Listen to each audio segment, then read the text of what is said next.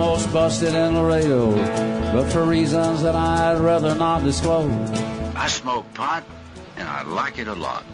Hi, this is Willie Nelson. I learned a long time ago that marijuana is a lot safer to use than alcohol. There's absolutely nothing wrong with the responsible use of marijuana by adults. It's time we stopped arresting and started respecting responsible marijuana smokers in America. And to learn what you can do to help, please contact NORML at www.norml.org or call toll-free at 888-67-NORML. The show was long and we were just sitting there, and we'd come to play and not just for the ride.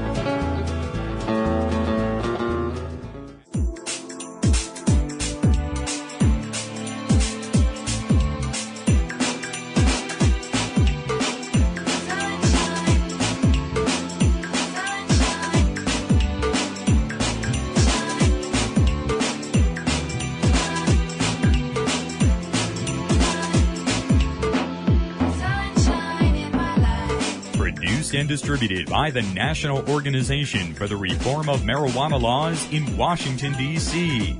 This is your daily audio stash, the growing truth about cannabis. Welcome to the most popular audio podcast regarding marijuana in all of America and all the world, featuring interviews with scientists, politicians, doctors, prohibition policy activists, regular cannabis consumers, musicians, and NORML staff and NORML's board of directors, along with music and comedy no other podcast can offer. You can always find out more about the show at our website, normalaudiostash.com. We're ending marijuana prohibition with education, one listener at a time.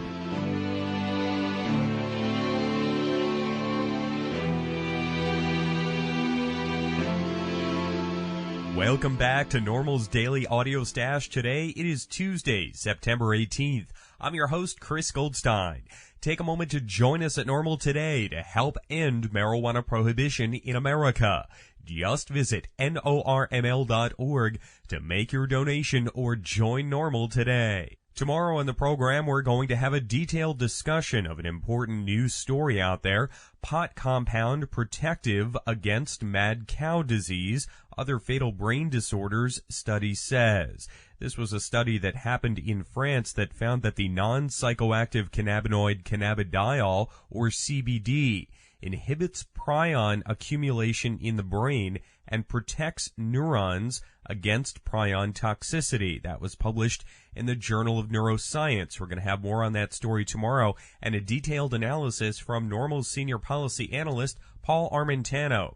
On the program today, we're going to speak with Chris Hermes, the communications director at Americans for Safe Access, about the federal raids of medical marijuana dispensaries and protests of those raids that ASA has been running out there. That's here today on NORML's Daily Audio Stash. Also today, some more of the Boston Freedom Rally event audio. We're going to have some of that audio for you every day here on NORML's Daily Audio Stash. And look out later this week, you can visit norml.org/podcast to link up to our separate NORML events feed, where the standalone podcasts of all of our event audio from Boston will be posted later in the week. I also want to take a moment at the top of the show today because I forgot to do it yesterday. I want to give a big thanks to Rupert Kennedy, our Audio Stash remote producer. You heard Rupert in our Cottonmouth Kings interview just a few weeks ago. He conducted that interview in Philadelphia. Rupert traveled on up to Boston with me this weekend to help me gather all of the live audio on the Boston Common. So a big thanks to Rupert for helping get us all this Boston audio this week. Today in Boston Audio, we're going to hear the 420 countdown, an interview with musician and NORML Legal Committee member Ben Scales. Also, we're going to hear Alan St. Pierre's From the Stage speech at the Boston Freedom Rally. Tomorrow, we'll get to some Primary Others music, their performance live on stage at the Boston Freedom Rally, along with a few more of our on-the-spot interviews and speeches from the stage. Also, tomorrow in the program, our weekly Cannabis Science segment with Dr. Mitch Earlywine. Your free stash of marijuana news, information, and entertainment every day right here on NORML's Daily Audio Stash. Let's get to our interview with Americans for Safe Access Communications Director Chris Hermes.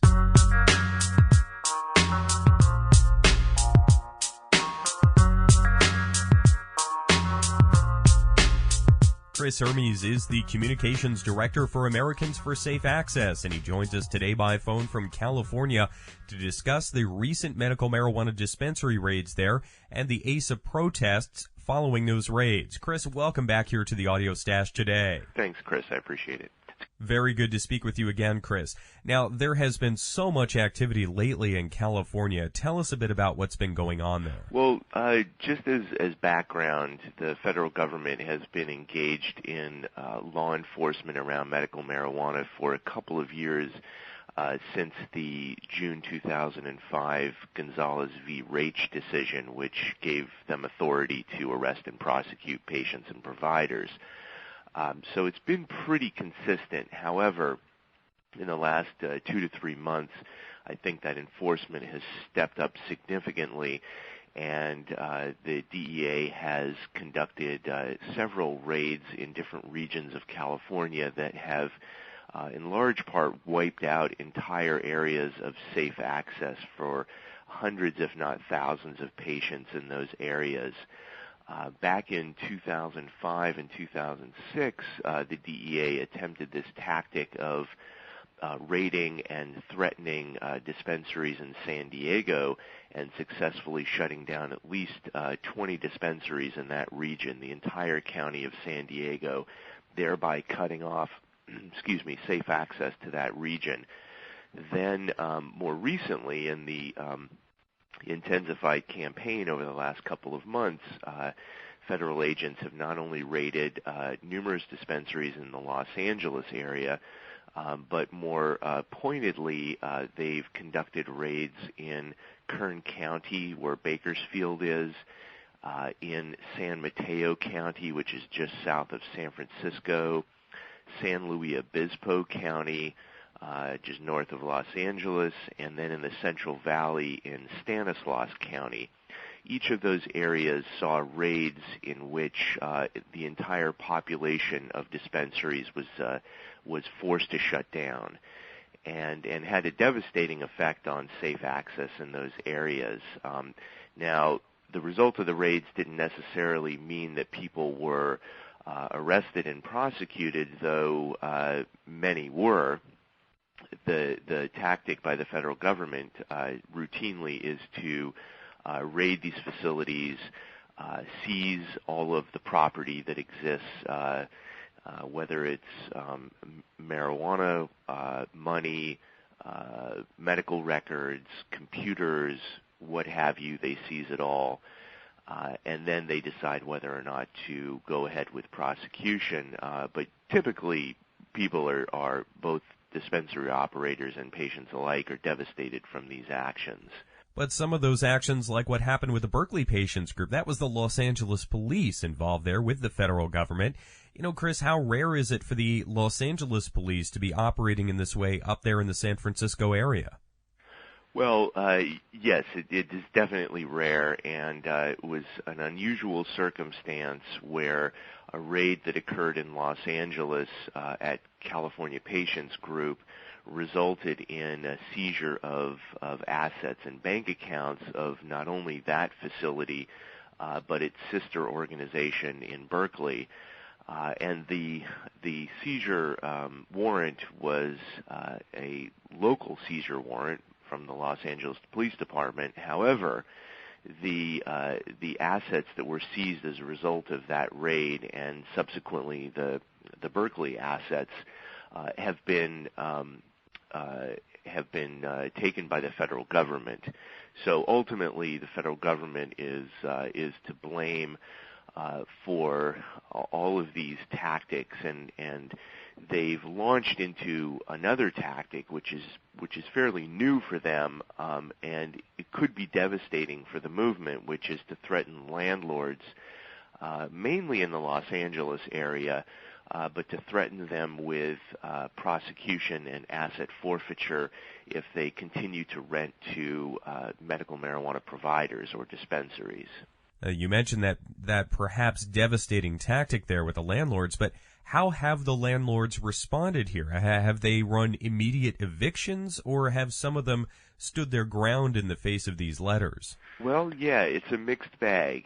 There are clearly those landlords that are fearful of federal intervention and want nothing to do with having to defend themselves against that kind of interference, and therefore they've asked for their tenants to leave, and they've, in some cases negotiated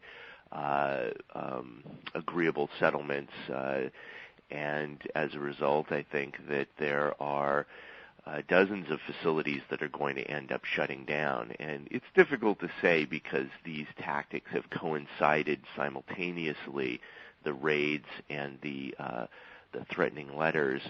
So to determine exactly why certain facilities are shutting down might be difficult, but I think it's safe to say that there are at least 30 facilities that we know of that are closing in Los Angeles alone as a result of the federal activity. Now, Chris, what could be the solution to all this? I mean, would decriminalizing marijuana possession on the federal level be enough? Or would there have to be an even broader change to stem these property forfeiture tactics and the like? Decriminalizing cannabis would certainly be a large step in the right direction. I don't know how close we are to decriminalizing cannabis in the United States federally, but I think that we are putting significant pressure on the federal government from a variety of angles to have them recognize the medical benefits of cannabis and to do something on the federal level to decriminalize it for medical use. And I think that because of all the pressure points, that could be something that could occur within a year or two even. It is important, I think, that the federal government recognizes that there are literally hundreds of thousands of people using this medicine to benefit their particular ailment. And the sooner they acknowledge, the more humane policy we'll have in this country around medical cannabis. So that's not also going to happen overnight, and it's going to happen with certain campaigns. It's going to happen with more research into the medical benefits of cannabis. It's going to happen probably with more states passing laws before the federal government takes action. It's going to happen with a more thorough congressional lobbying campaign. It's probably going to happen by electing a president who understands the plight of patients and the need to come to their aid. So there's a lot of different things going on. I think it's also time for Governor Schwarzenegger to stand up for state law and for patients and really the will of millions of voters here in California and say enough is enough and get the federal government to back off and stay out of the successful implementation of California's medical marijuana law. Now, we have seen the very large positive influence a governor can bring to this medical marijuana issue, with New Mexico's Governor Bill Richardson strongly supporting his state's new medical access law. But Governor Arnold Schwarzenegger has been conspicuously silent on this issue for his tenure there in the state with the most medical marijuana access. Yes. Well, first of all, kudos to Governor Richardson for standing up for patients' rights and doing the right thing, really. Not only passing a law, but also standing up to federal interference. He sent a letter to Bush essentially lambasting him for coming into his state and telling him how he should care for the health and welfare of his people. He was quite upset by that, and rightfully so. Governor Schwarzenegger, on the other hand, you're right, has been fairly silent on the issue, has not said much at all one way or the other. I do know an interview with him, I think by CNN in 2003, indicated that he indeed supported the medical use of marijuana, and a subsequent allocation of, I believe, more than $1 million to begin implementation of the ID card program in California were actions taken by Governor Schwarzenegger. However, more substantial actions, which are much needed at this time, have not been taken, and Americans for Safe Access is going to encourage people from around the state to urge the governor to stand up and defend its medical marijuana law and explain to the Bush administration and the DEA that they're not welcome in California. Now, the raids in California, they have not been met with silence on the part of patients there. There have been a number of loud protests, some of which have been organized directly by ASA. Let me ask how those protests have gone. How have the communities responded here? Well, the protests seem fairly large, especially in Los Angeles, and we're gearing up for a demonstration in October as well. To urge the governor to take action. I think that there's a lot of angry people out there, whether they're patients that are being denied their medicine or advocates that have fought long and hard for these laws. There are angry people, and I think they're taking it to the streets in a way that puts pressure on the state government to take action and the federal government to stay out of California.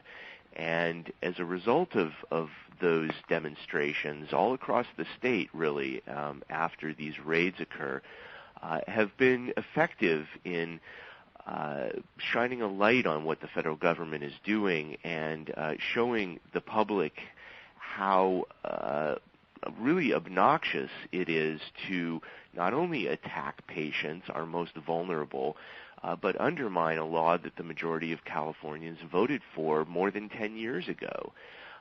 So I think the response has been swift and has been effective, and whether or not the federal government discontinues its campaigns, we'll have to see, but certainly their actions are not going unnoticed and without an aggressive response. Now, Keith Strupp from NORML and others have called on any newly appointed Attorney General to stop the raids in California. And this really is a policy that comes from the top down. I mean, should there be a big shift at the Department of Justice or even at the ONDCP or DEA, these federal raids, they would immediately stop. Well, it's certainly a political maneuver to conduct massive raids, specifically in the state of California. The Supreme Court in 2005 gave the federal government the discretion to arrest and prosecute patients and providers. It did not say that they must do so. And so, whether the command is coming from the Attorney General or the President himself, it may be hard to say, but certainly if we made it a priority to get somebody into the Attorney General's office that understood the plight of patients and didn't see the virtue of continuing the raids and the threats of intimidation, then I think we could have a very different picture in the United States. And yes, I do believe that may be all that it would take. So Americans for Safe Access is going to work hard to ensure that questions are posed to the incoming Attorney General as he or she is confirmed by the Senate, so that medical marijuana questions are asked of the prospective Attorney General, and that we get someone in there that understands what's important and what should be a priority. Having said that, if the decisions are ultimately coming from the president, then it may not make a difference who is in the office of Attorney General. I can only hope that we can influence the Attorney General to do the right thing stop these senseless raids and devastation to the medical marijuana community in California. And Chris, the California presidential primary has really become even more important this season. Do you think that the issue of federal raids and medical marijuana in general will be a part of the debate there in the primary? Well, as you know, in 2002, CNN and Time Magazine conducted a poll that found at least 80% of the U.S. public supported medical marijuana. So it's not rocket science to understand how this can be a political issue that would be favorable to a vast majority of the U.S. population. Now, I will say that I have heard reports that all of the Democratic candidates have endorsed ending the raids, but that is a sort of politically flexible thing to commit to, and I would say that it is not sufficient to stop there and expect that a Democratic candidate, when elected or if elected, is going to do everything in their power to end federal raids in California or elsewhere.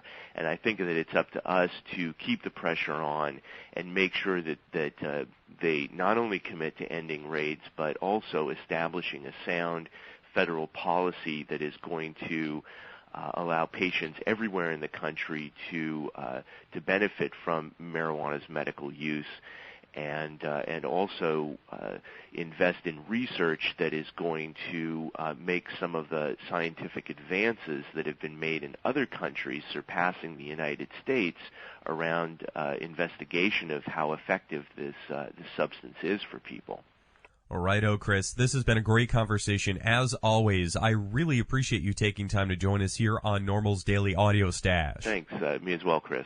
Thank you again, Chris. Chris Hermes is the Communications Director for Americans for Safe Access. They can be found online at safeaccessnow.org. We have links to them on our website at normalaudiostash.com. You're listening to NORML's Daily Audio Stash. Next up today, let's get to more of our Boston event audio from Boston, Massachusetts at the Boston Freedom Rally on September 15th. A really great day up there in many ways. Yesterday, we heard some of the on-stage speeches. Today, we're going to get to a few more of those. And in between the speeches, you'll hear a lot of the speakers introduced by Dr. Keith Saunders, the leader of MassCan NORML there, and really a driving force behind all of the events. Keith Saunders on stage all day during the Freedom Rally to introduce the bands, to sort of keep things going, and also introduce speakers as well. Today, we're going to hear Jake Rowland from Students for Sensible Drug Policy, Alan St. Pierre, the Executive Director of NORML. A short interview with Jake Rowland I also conducted there will be included today, as well as our short interview with Ben Scales, the musician from Growin' Marijuana in My Yard. Such a great song. Also today, we're going to hear the 420 countdown on the Boston Common. And by 420 on Saturday, it really was a beautiful day. The sun was out. The clouds had gone away. The sun shone down on the gazebo and the 10,000-plus crowd who were gathered on the Boston Common. It really made for a great 420 moment for sure. Official Freedom Rally time is now 4:13. We're going to jump off the printed schedule by just a little bit. We're going to bring up Alan St. Pierre right now. Please welcome NORML Executive Director, Mr. Alan St. Pierre. Hey, Boston! This is a native son, a Cape Codder, a graduate of the University of Massachusetts at Amherst, and I couldn't be any prouder than to be right here on the Boston Common smelling something really good. Something really good. Hey, I got to give you a couple of quick house cleaning items here, and I did this last year around 420. There are 65 of our brothers and sisters who had, shall we call them, police encounters this afternoon. You've already heard about the one that Keith Stropp and Rick Cusick have had from High Times, but that's why we're here.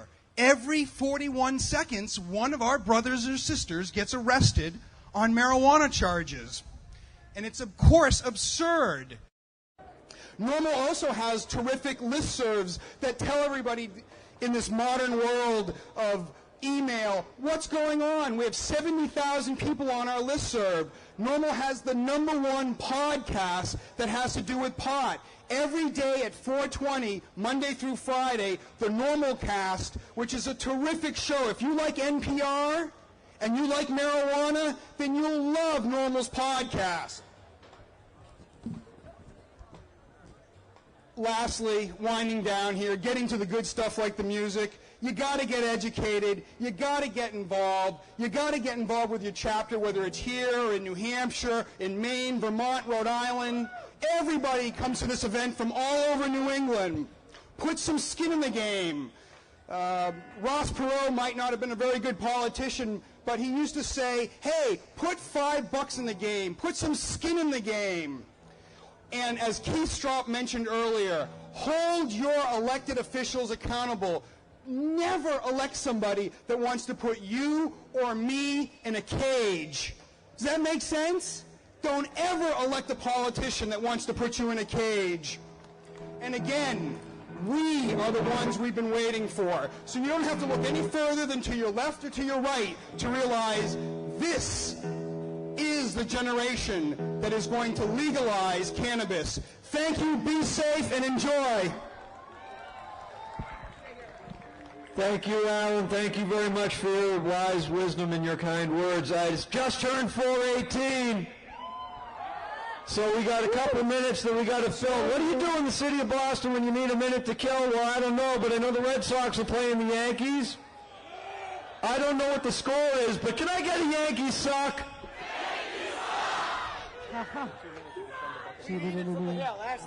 That special time of the day that was a secret code invented by marijuana users to communicate amongst themselves. All right. When the right time comes, MassCan is going to do our solicitation sweep. This is when we go into the crowd with buckets, and we ask that folks take the change out of your pockets, take a single, take a 5, take a 10, take a 20. If you got a 50 or 100, those will stay in the buckets too.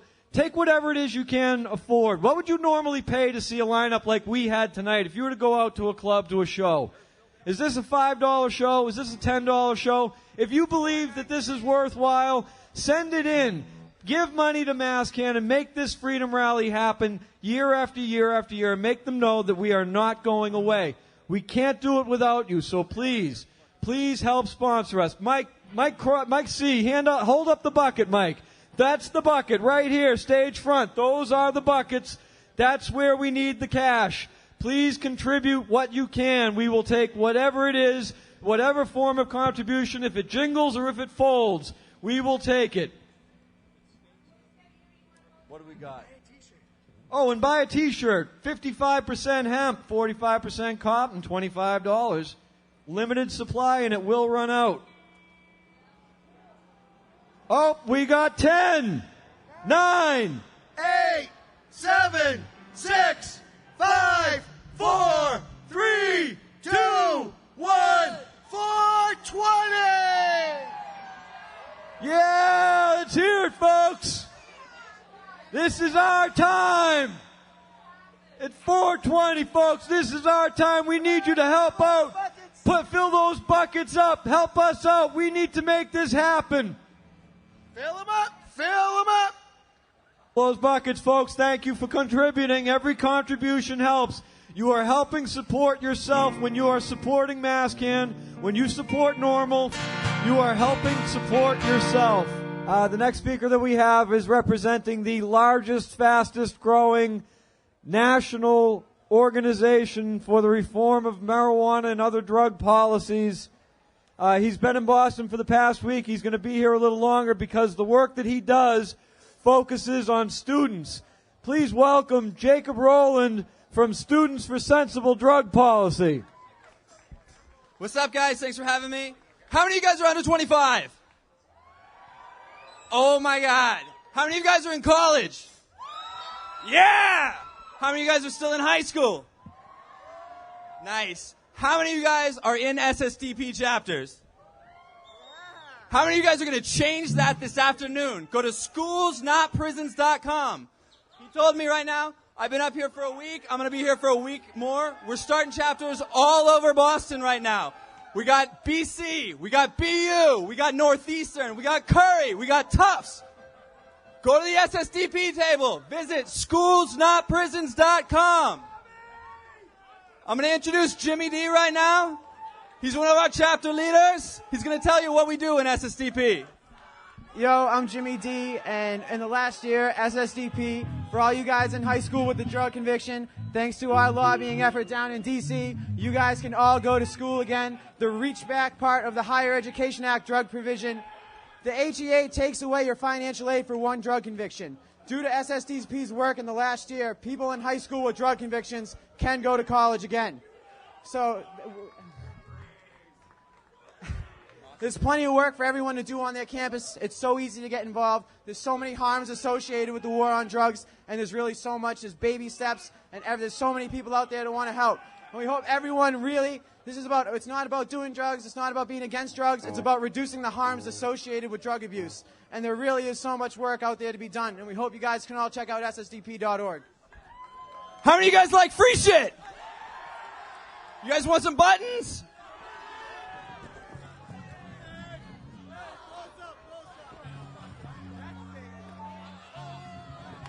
All right, go to the website, schoolsnotprisons.com. That's schoolsnotprisons.com.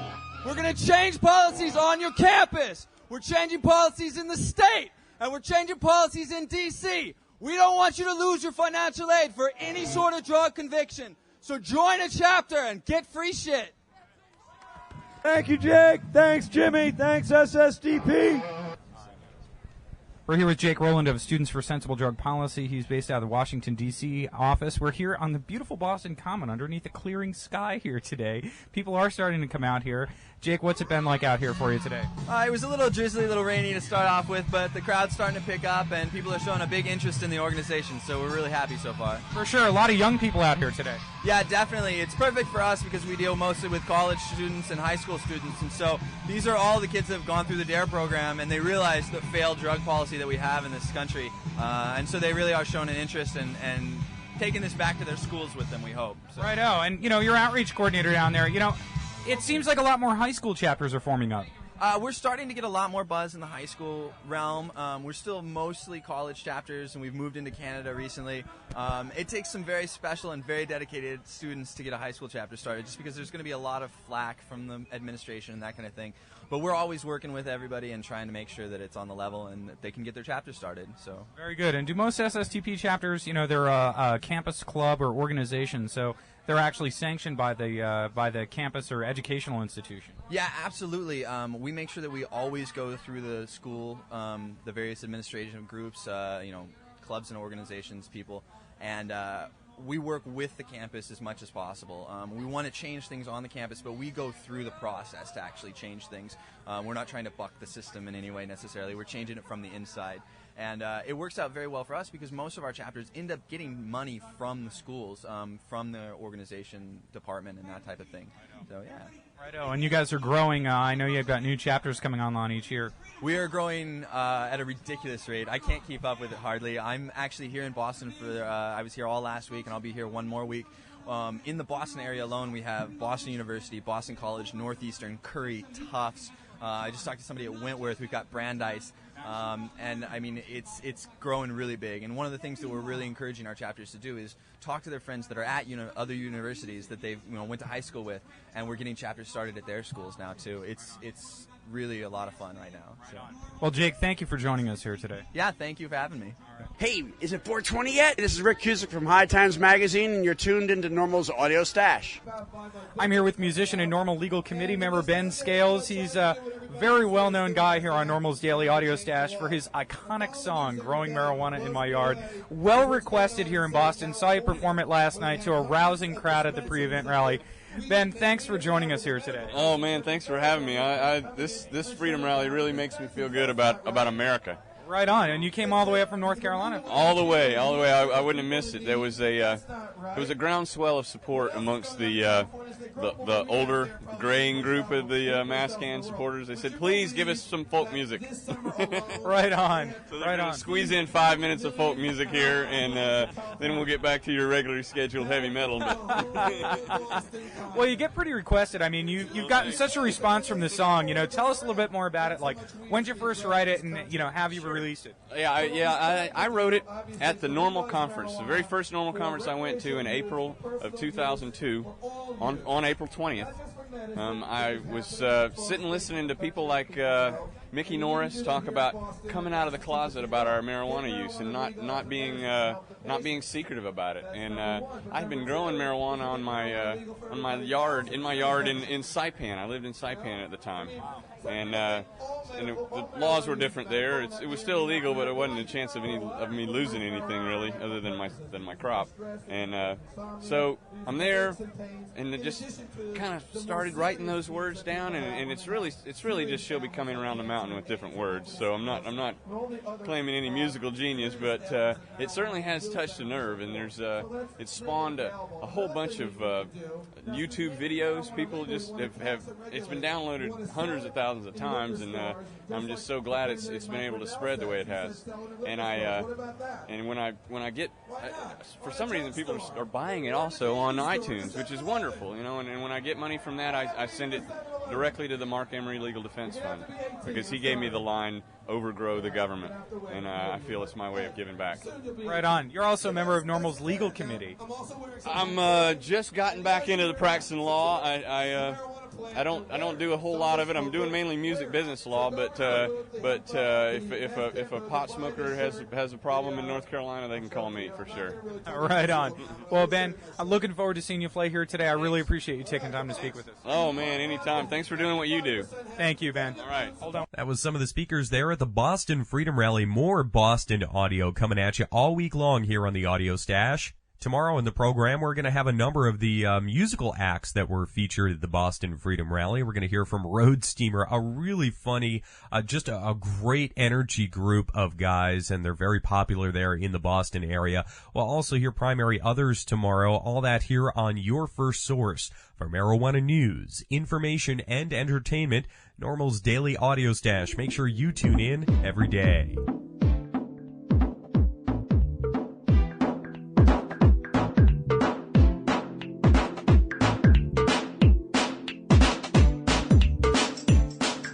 Listening to NORML's Daily Audio Stash, the growing truth about cannabis.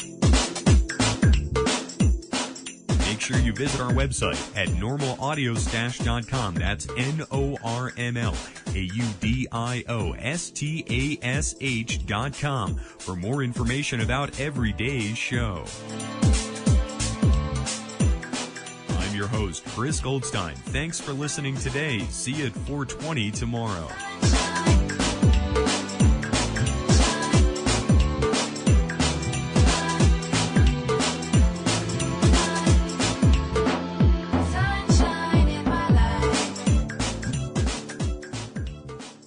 Podcasting technology of NORML is made possible by Red Aphid Interactive Media. More information at redapphid.com.